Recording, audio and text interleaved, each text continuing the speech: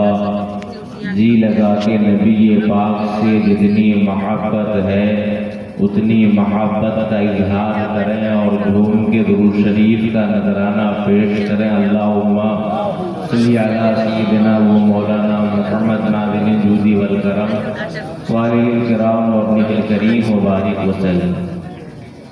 میں نے آپ سے درود شریف پڑھنے کو کہا، کوئی آپ سے چندہ طلب نہیں کیا، بھائی 2-4 منٹ سن لیتے پھر میں آپ کو نہیں روکتا، بعد میں آپ فیصلہ کرتے کہ سننا ہے یا نہیں سننا ہے۔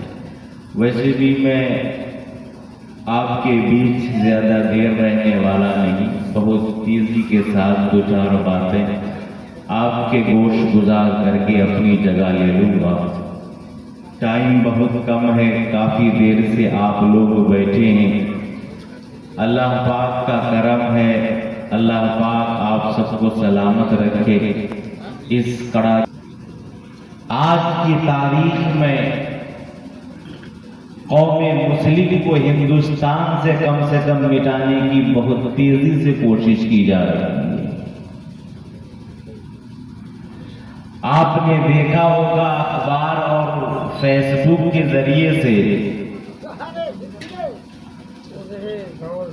کہ آپ کے جو بڑے بڑے مدرسے ہیں ان مدرسوں پر حملہ ہو رہا ہے۔ آج ہماری ماں بہنوں کو ایک پلاننگ کے ساتھ سوچی سمجھی سازش کے تحت پیار اور لو کے نام پہ ہم سے چھیننے کی کوشش کی جا رہی ہے اور مرتدہ بنانے کی کوشش کی جا رہی ہے۔ یہ سارا کچھ آج کے ڈیٹ میں ہو رہا ہے، مگر ہمارا حال یہ ہے کہ ہم کو بس مزے چاہیے۔ جلسے میں بھی آتے ہیں تو بس مستی اور مزے کے لیے،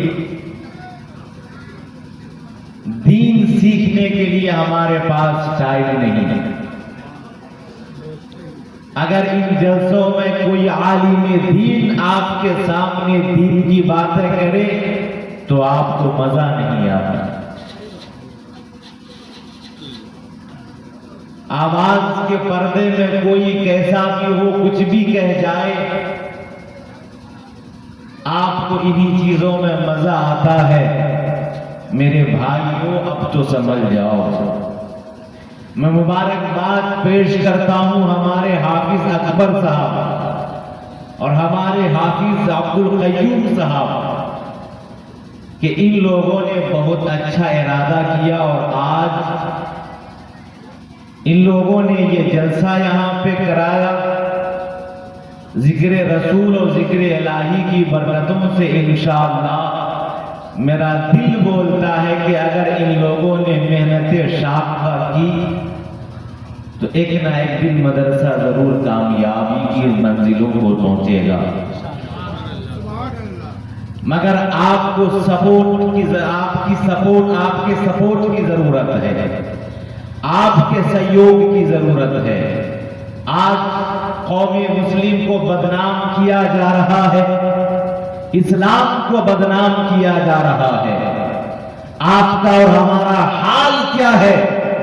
اب تو حد یہ ہے کہ اللہ کے وجود کا انکار ہو رہا ہے، لیکن ہم اور آپ ہاتھ پہ ہاتھ دے کے بیٹھے ہیں۔ یہ بدتمیز میڈیا اگر آپ سے پوچھے اللہ ہے، اگر ہے تو دکھاؤ، آپ کے پاس کیا جواب ہوگا؟ ایک مسلمان ہونے کی حیثیت سے کیا آپ کی ذمہ داری نہیں ہے کہ کوئی دین پر حملہ کرے، کوئی دین کے حوالے سے سوال اٹھائے تو کم سے کم آپ اس کا جواب دے سکو؟ کیا یہ آپ کی ذمہ داری نہیں ہے؟ سارا ٹھیکہ مولانا لوگوں نے لے کے رکھا ہے؟ کیا سارا ٹھیکہ انہی لوگوں کا ہے؟ آپ بھی مسلمان ہیں، آپ کی بھی ذمہ داری ہے۔ اس لیے آج ضرورت اس بات کی ہے دین سیکھا جائے، اپنے بچوں کو دین سکھایا جائے تاکہ کوئی بدتمیز آدمی اگر سوال اٹھائے اور اسلام پر اعتراض کرے تو آپ کم سے کم اس کی زبان خاموش کر سکو، اتنا علم آپ کے پاس ہونا چاہیے۔ اس لیے آپ کو تیار ہونا ہوگا، لیکن آج ان باتوں کے لیے ہمارے پاس ٹائم نہیں ہے، اس لیے کہ ہم کو مزہ نہیں آتا ہے۔ مزہ کس میں آتا ہے؟ بس ناچ گانا ہو تو مزہ آتا ہے، وہاں ہم جائیں گے اور ٹائم بھی دیں گے۔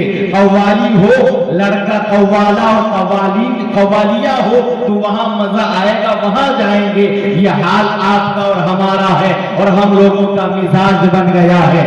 اور یہ کیوں ہو رہا ہے؟ اس کی وجہ کیا ہے؟ اس کی وجہ یہ ہے، انسان کہتے کسے ہیں؟ انسان جسم اور روح دونوں کے مجموعے کا نام انسان ہے۔ کیا آپ نہیں دیکھتے ہیں اگر انسان کے جسم سے روح نکل جائے تو مردہ انسان کہا جاتا ہے، اور اگر انسان کے جسم سے روح نہ نکلے تو اسے زندہ انسان کہا جاتا ہے، اور انسان کے جسم سے روح نکل جائے تو اسے مردہ انسان کہا جاتا ہے۔ پتہ چلا کہ جسم اور روح دونوں کے مجموعے کا نام انسان ہے۔ اتنی بات آپ سمجھ گئے کہ جسم اور روح دونوں کے مجموعے کا نام انسان ہے، تو میں آپ سے سوال کرنا چاہتا ہوں، جسم بیمار ہوتا ہے یا نہیں؟ تو آپ میں سے ہر ویکتی کہے گا ہاں مولانا جسم بیمار ہوتا ہے۔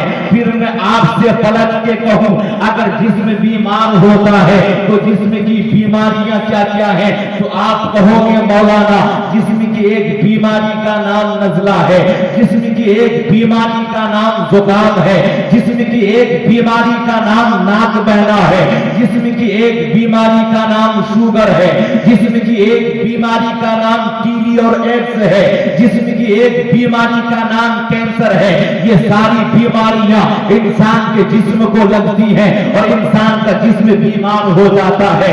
مگر غلام ربانی آپ سے سوال کرنا چاہتا ہے، روح بیمار ہوتی ہے یا نہیں؟ جسم بیمار ہوتا ہے، یہ آپ نے سمجھا اور آپ نے بتایا، روح بیمار ہوتی ہے یا نہیں؟ ممکن ہے آپ نہ بتا سکو، مگر سید صاحب قبلہ سے اگر آپ پوچھیں گے تو یہ بتائیں گے روح بیمار ہوتی ہے، جس طرح جسم بیمار ہوتا ہے روح بھی بیمار ہوتی ہے۔ روح کی بیماریاں کیا کیا ہے؟ تو ہمارے سید صاحب فرمائیں گے روح کی ایک بیماری کا نام بغض ہے، روح کی ایک بیماری کا نام جلد ہے، روح کی ایک بیماری کا نام تکبر اور غرور ہے، روح کی ایک بیماری کا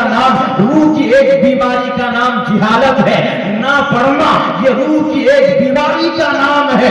یہ ساری بیماریاں روح کو لگتی ہے اور انسان کے اندر سے روحانیت ختم ہو جاتی ہے۔